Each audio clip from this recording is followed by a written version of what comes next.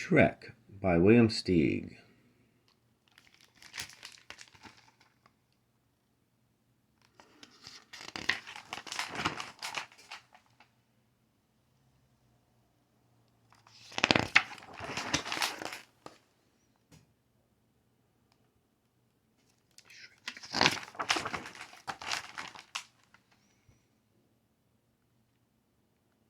His mother was ugly, and his father was ugly, but Shrek was uglier than the two of them put together. By the time he toddled, Shrek could spit flame 99 yards and vent smoke from either ear. With just a look, he cowed the reptiles in the swamp. Any snake dumb enough to bite him instantly got convulsions and died.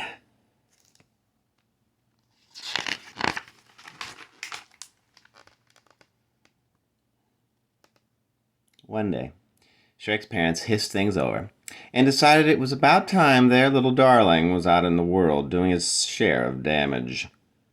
So they kicked him goodbye, and Shrek left the black hole in which he'd been hatched.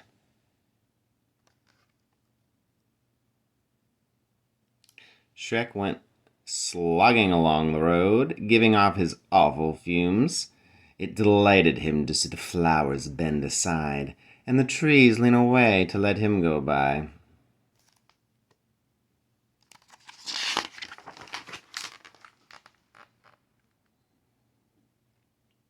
In a shady copse he came across a witch. She was busy boiling bats and turpentine and turtle juice, and as she stirred, she crooned, "This is the way I cook my bats, stir my bats, taste my bats, season my bats in the morning.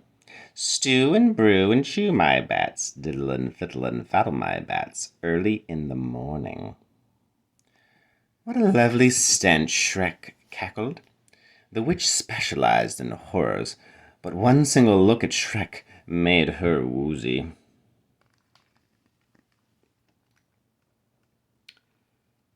When she recovered her senses, Shrek said, "Tell my fortune, madam, and I'll let you have a few of my rare lice." "Splendid," crowed the witch. "Here's your fortune. Otchky potchky itchky pitch. Pay attention to this witch. A donkey takes you to a knight. Him you conquer in a fight.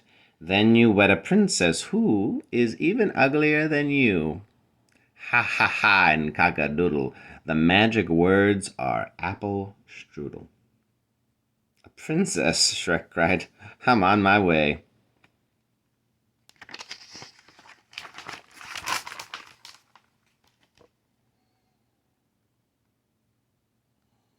Soon he came upon a peasant singing and scything. "You there, varlet," said Shrek. "Why so blithe?" The peasant mumbled his reply. "I'm happy scything in the rye. I never stop to wonder why. I'll hone and scythe until I die. But now I'm busy, so goodbye."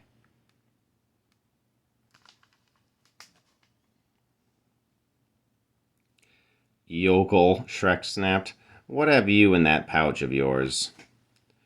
"Just some cold pheasant."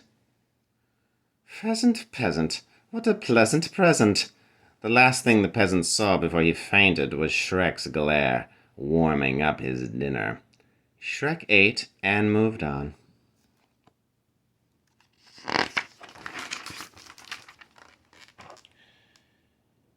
Wherever Shrek went, every living creature fled. How it tickled him to be so repulsive.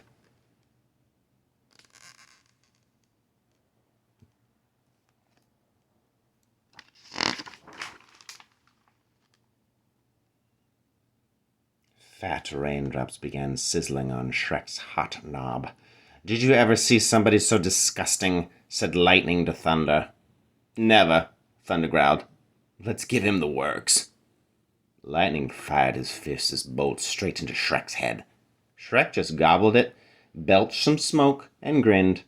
Lightning, thunder, and rain departed.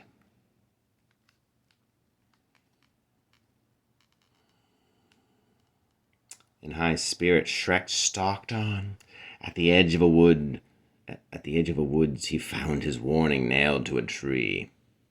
Hearken, stranger, shun the danger. If you plan to stay the same, you'd best go back from whence you came. Shrek, of course, swaggered right past.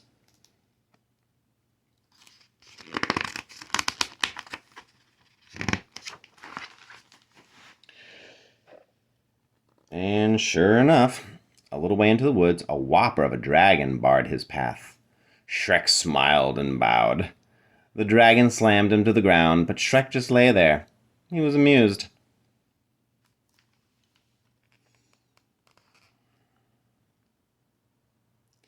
The irascible dragon was preparing to separate Shrek from his noggin, but Shrek got him between the eyes with a putrid blue flame.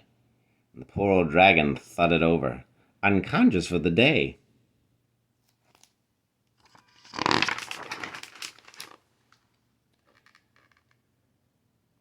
An hour later, Shrek himself was unconscious. He had fallen asleep along the way. He dreamed he was in a field of flowers, where children frolicked and birds warbled. Some of the children kept hugging and kissing him, and there was nothing he could do to make them stop.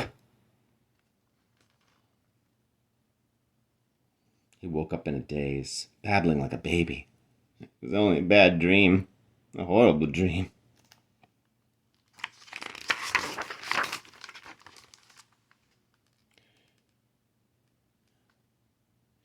Shrek wandered on. He was wondering if he'd ever meet his princess, when he saw a donkey grazing. Was this the donkey the witch had foretold? Shrek hurried over and tried the magic words. Apple strudel. The donkey raised his sleepy eyes and brayed.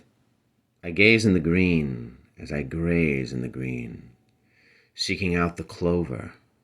I laze and spend my days in the green, a chewing, chomping rover.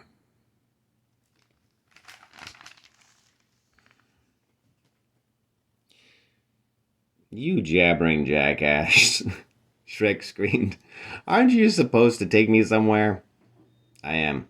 To the Nutty Knight, who guards the entrance to the crazy castle, where the repulsive princess waits. Then take, Shrek shrieked, and he hopped onto the donkey's back.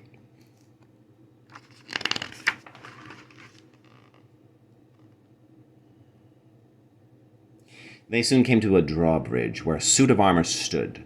Shrek knocked on the breastplate and demanded, Who dwells inside this armor and also in yonder castle? In here, fearless knight, in there, well-born fright, was the answer. It's my princess, said Shrek, the one I'm to wed. Over my dead body, roared the fearless knight. Over your dead body, Shrek agreed.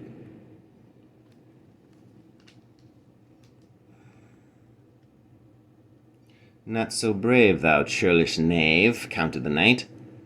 Do me the honor to step aside, so Shrek can go to meet his bride, Shrek commanded.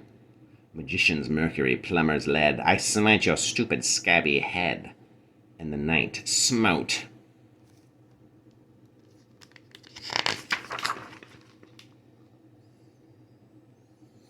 Shrek popped his eyes, opened his trap, and bellowed a blast of fire.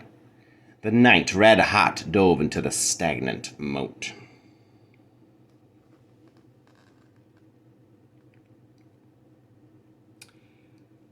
What a nasty snort of triumph. Shrek crossed the bridge and marched into the castle.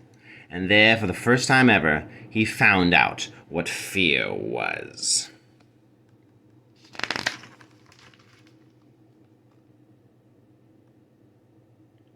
All around him were hundreds of hideous creatures. He was so appalled, he could barely manage to spit a bit of flame, and all those horrid others spat back. He started to run, they all ran. He lashed out at the nearest one, but what he struck was glass. Shrek was in the Hall of Mirrors. They're all me, he yodeled. All me. He faced himself, full of rabid self-esteem, happier than ever to be exactly what he was.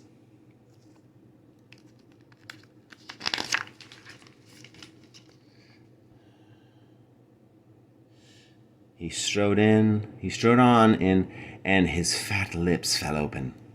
There before him was the most stunningly ugly princess on the surface of the planet. Apple strudel, Shrek sighed. Cock-a-doodle. Cock-a-doodle, cooed the princess.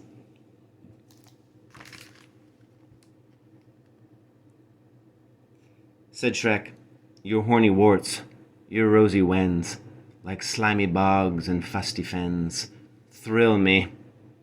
Said the princess, your lumpy nose, your pointy head, your wicked eyes so livid red, just kill me.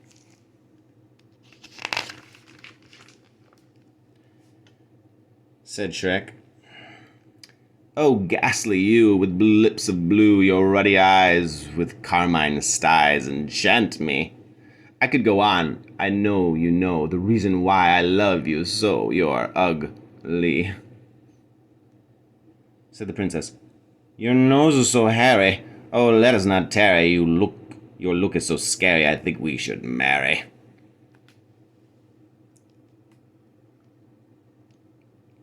Shrek snapped at her nose. She nipped at his ear. They clawed their way into each other's arms. Like fire and smoke, these two belonged together.